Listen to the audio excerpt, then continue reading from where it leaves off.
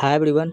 ये सारे प्रश्न बिहार पुलिस एग्ज़ाम 8/3/2020 को पूछा हुआ प्रथम शिफ्ट का सारा प्रश्न है। इससे पहले मैंने आपको 40-41 तक का प्रश्न पिछले वीडियो में मैंने करा चुका था। अब उनसे आगे बच गया था तो इस वीडियो में मैं आपको करा रहा हूँ। तो चलिए हम लोग वीडियो को स्टार्ट करते हैं। पहला प्रश्न मैथमेटिक्स का है। टमाटर की कीमत में 25% की वृद्धि होती है और तत्पश्चात 25% की कमी हो जाती है, जिसके बाद 25% की कमी हो जाती है, तो टमाटर की कीमत में शुद्ध कमी या वृद्धि दर क्या होगा। तो चलिए हम लोग इस प्रश्नों को सॉल्व करते हैं। पहले कहता है कि 25% का वृद्धि होता है, फिर कहता है कि तत्पश्चात उसके 25% की कमी हो जाता है। पहले कह रहा वृद्धि हुआ, फिर कहता है कि कमी हुआ, फिर वृद्धि या कमी हुआ, इसका प्रतिशत हमको ज्ञात करना है। तो पहले कहता है कि 25% का वृद्धि हुआ, फिर कहता है कि 25% का कमी हुआ। तो कमी हुआ तो माइनस में लिख दिए, प्लस गुना माइनस क्या होता है, माइनस होता है, यानी कि प्रतिशत कमी हमको निकालना है। तो ये हो जाएगा 25 गुना 25/100 हो जाएगा, और ये प्लस 25 माइनस 25 कट जाएगा।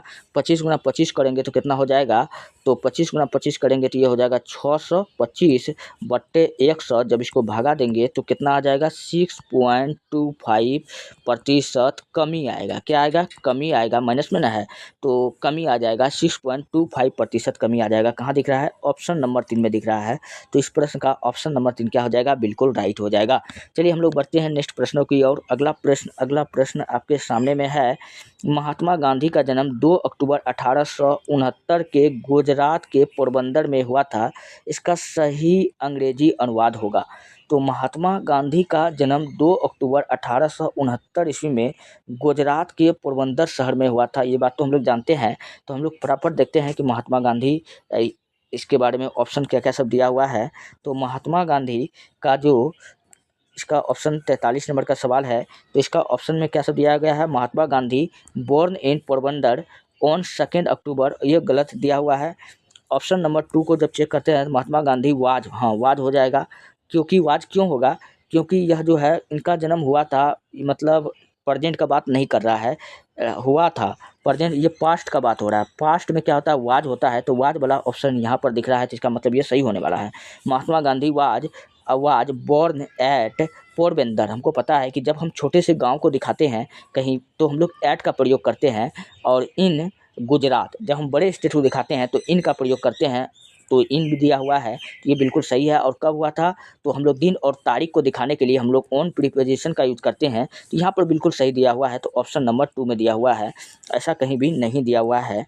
तो चलिए हम लोग बढ़ते हैं नेक्स्ट अगले प्रश्न की ओर। अगला प्रश्न आपके सामने में है।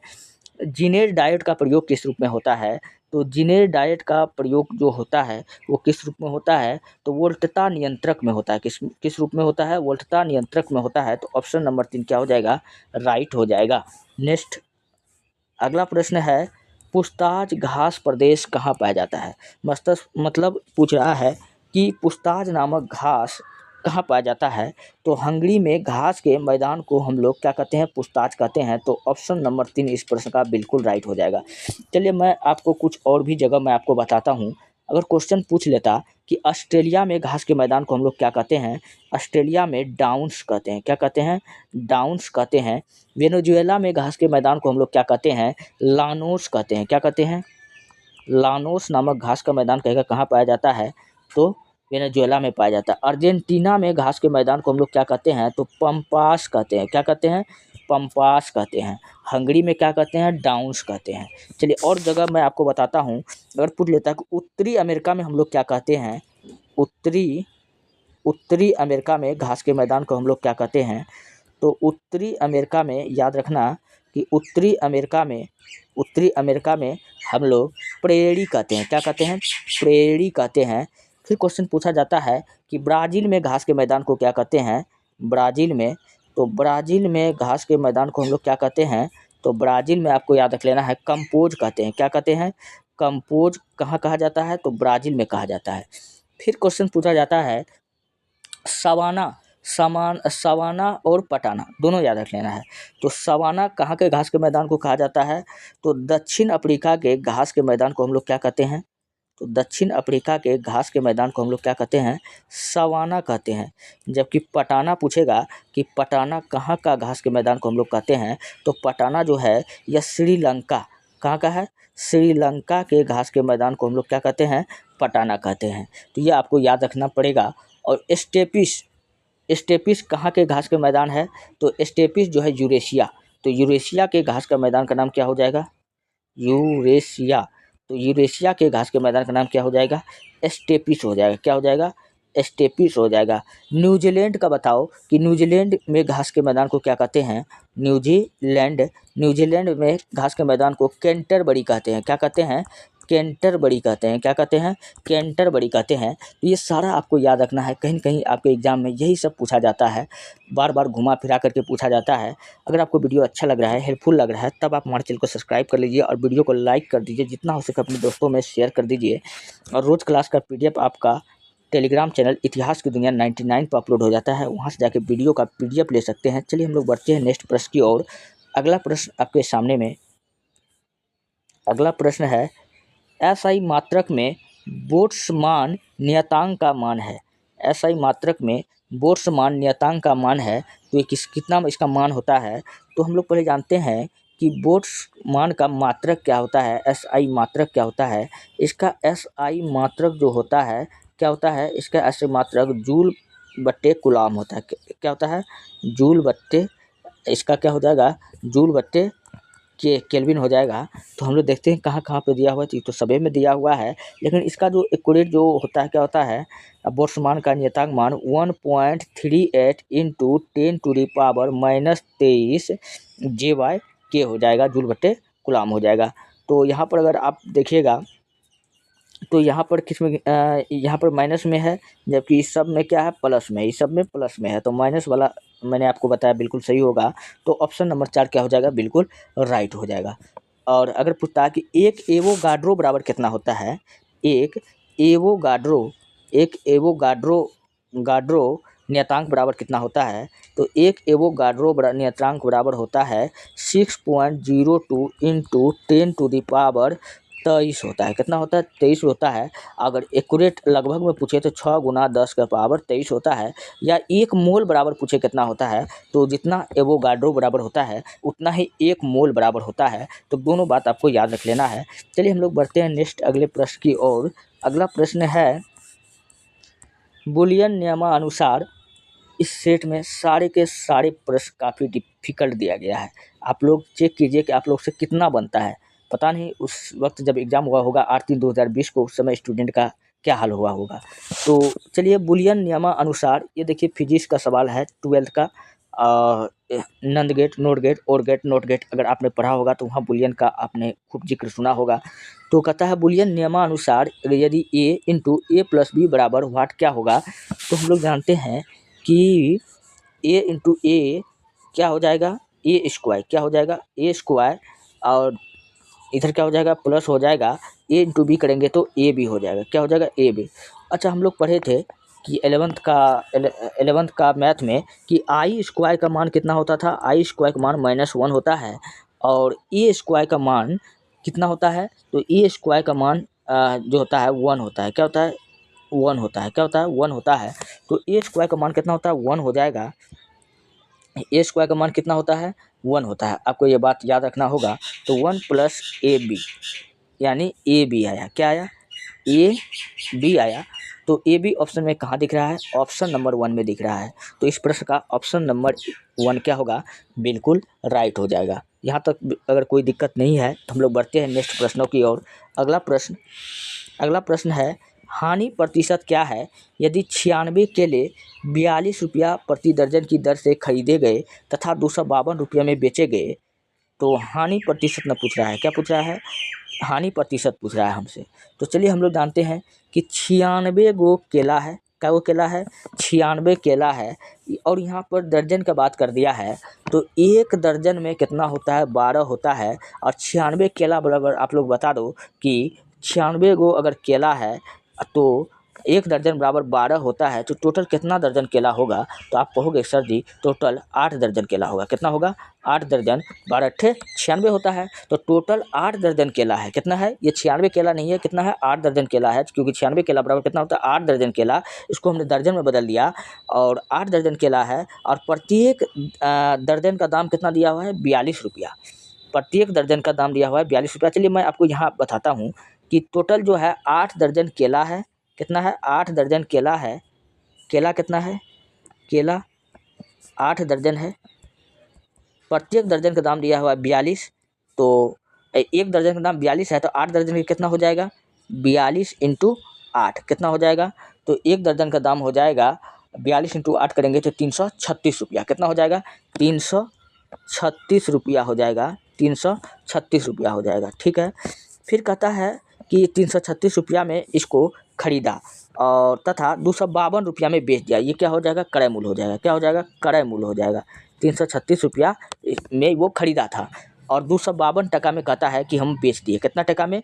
252 टका में कहता है कि हम 336 टका में खरीदा। चलिए यहाँ पर मैं आपको बताता हूँ। और 252 टका में कहता है कि हम बेच दिए। तो आप लोग बताओ कि इसका अंतर कितना है? कितना रुपया उनको घाटा लगा होगा? तो कितना रुपया इनको घाटा लगा है? तो इसको जब घटाएंगे तो हो जाएगा 84। कितना हो जाएगा? कि 84 रुपया इनको क्या होगा? हानि हुआ। घाटा हुआ तो मतलब क्या हुआ? हानि हुआ। तो हानि प्रतिशत बराबर होता है सूत्र, हानि प्रतिशत बराबर होता है अंतर बट्टे बड़ा। हानि कहेगा तो हमको बड़ा लेके चलना है। अगर कहता लाभ प्रतिशत बराबर तो हमको छोटा लेके चलना है। अंतर बट्टे बड़ा गुना 100। तो हम लोग देख लेते हैं। अंतर निकला 84। अब ये बता दो कि 336 बड़का है कि 252 बड़का है? तो अंतर बट्टे बड़ा यानी कि 84 बट्टे 336 और 252 में कौन बड़का है? तो 336 बड़का है। तो 336 गुना 100। तो अब इसको हमको कटाएंगे तो 84 चौके 4 चौके 16, 4 चौक 32, 1 33। हाँ, 84 चौके कितना हो जाएगा?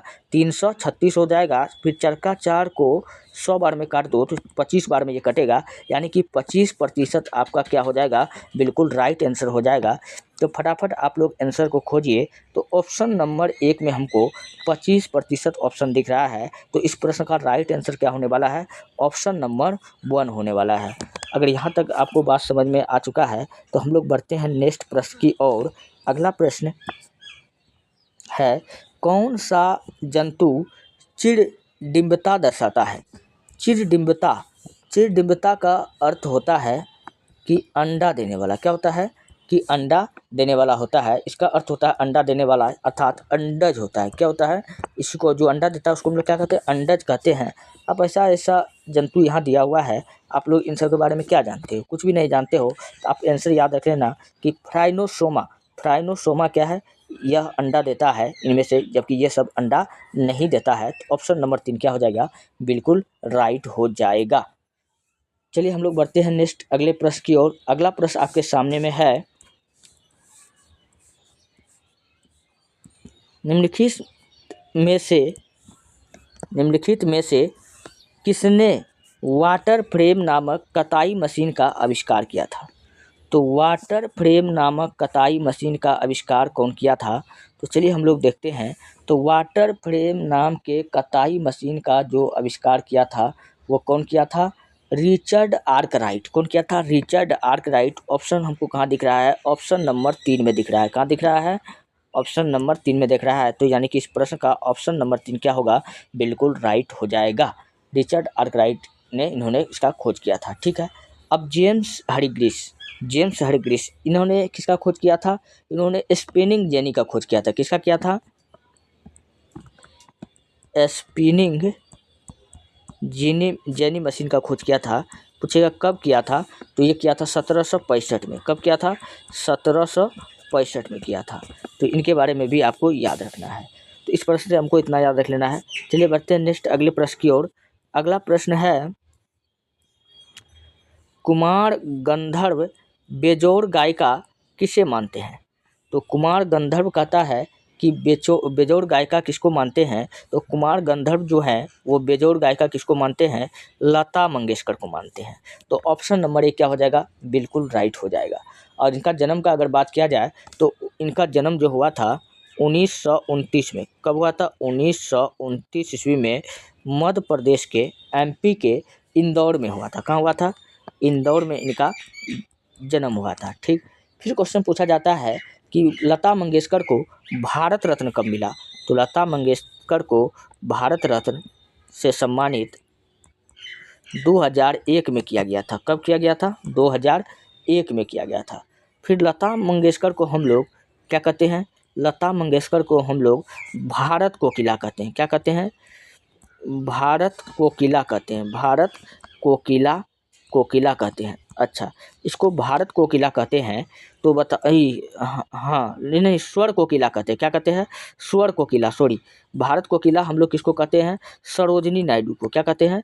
सरोजिनी नायडू को हम लोग कहते हैं स्वर को भारत कोकिला। जबकि लता मंगेशकर को हम लोग क्या कहते हैं? स्वर कोकिला कहते हैं। क्या कहते हैं? स्वर कोकिला कहते हैं। तो फटाफट आप लोग बता दो कि बिहार कोकिला किसको कहते हैं? बिहार कोकिला, तो बिहार कोकिला हम लोग किसको कहते हैं? बिहार कोकिला हम लोग कहते हैं बिहार कोकिला हम लोग किसको कहते हैं? तो बिहार कोकिला हम लोग कहते हैं, किसको कहते हैं? इसका नाम है अरे जो छठ का जो गीत जो निकाली है, उगा उगा है सूरज देव, उसका नाम नहीं याद आ रहा है। और उसी का तो है जो एक गाना निकाली है, कहे तो से सजना, उसका नाम नहीं आ रहा है। आप लोग फटाफट उसका नाम बता दीजिएगा कमेंट में। तो इस प्रश्न का ऑप्शन नंबर फिलहाल क्या राइट आंसर हो जाएगा? Lata Mangeshkar. Option number A क्या होगा? बिल्कुल राइट हो जाएगा। तो इतना सारा बात आपको याद रखना है। तो चलिए हम लोग बढ़ते हैं नेक्स्ट अगले प्रश्न की ओर। अगला प्रश्न है, मिट्टी नमक की उच्च सांद्रता में उगने वाले पौधे क्या कहलाते हैं? अब ये प्रश्न काफ़ी इजी एक तो प्रश्न हमको लग रहा है इस सेट में, कि मिट्टी में नमक की उच्च सांद्रता में उगने वाले पौधे को हम लोग क्या कहते हैं? नमक को कहते हैं लवण। तो लवण मृदोद्भिद। तो क्या हो जाएगा? ऑप्शन नंबर ए क्या हो जाएगा? बिल्कुल राइट हो जाएगा। अच्छा, मिट्टी में अगर कहेगा कि मिट्टी अगर अम्लीय हो जाए, इसकी अम्लीय को हटाने के लिए कहेगा हम लोग किसका प्रयोग करते हैं? तो चूना को। मिट्टी की अम्लता को हटाने के लिए कहेगा हम लोग किसका प्रयोग करते हैं? चूना को करते हैं। अगर मिट्टी अगर क्षारीय हो जाए, क्या हो जाए? क्षारीय हो जाए, तो इसकी क्षारीयता को हटाने के लिए कहेगा हम लोग किसका प्रयोग करते हैं? तो जिप्सम का करते हैं। किसका करते हैं? जिप्सम का करते हैं। फिर मिट्टी का अध्ययन पूछेगा क्या कहलाता है? तो मिट्टी का अध्ययन क्या कहलाता है? पाइडोलॉजी कहलाता है। क्या कहलाता है? पाइडोलॉजी कहलाता है। किसका? मिट्टी का अध्ययन। ठीक। फिर मिट्टी से आपको याद रख लेना है कि सबसे अधिक बिहार में सर्वाधिक कहेगा कौन सा मिट्टी पाया जाता है? तो सर्वाधिक मिट्टी पाया जाता है बिहार में जलोढ़ मिट्टी। कौन सा मिट्टी पाया जाता है? जलोढ़ मिट्टी। और ये फसल उत्पादन के लिए सर्वाधिक अच्छा मिट्टी होता है। ये भी बात आपको याद रख लेना है। तो इस प्रश्न का राइट आंसर क्या था? ऑप्शन नंबर 1 क्या था? बिल्कुल राइट था। तो इतना सारा आपको याद रख लेना है। अगर आपको वीडियो अच्छा लगता है, हेल्पफुल लगता है, तब आप हमारे चैनल को सब्सक्राइब कीजिए और वीडियो को लाइक कीजिए, जितना हो सके अपने दोस्तों में शेयर कर दीजिए। और रोज़ क्लास का PDF आपका टेलीग्राम चैनल ITIHASKIDUNIYA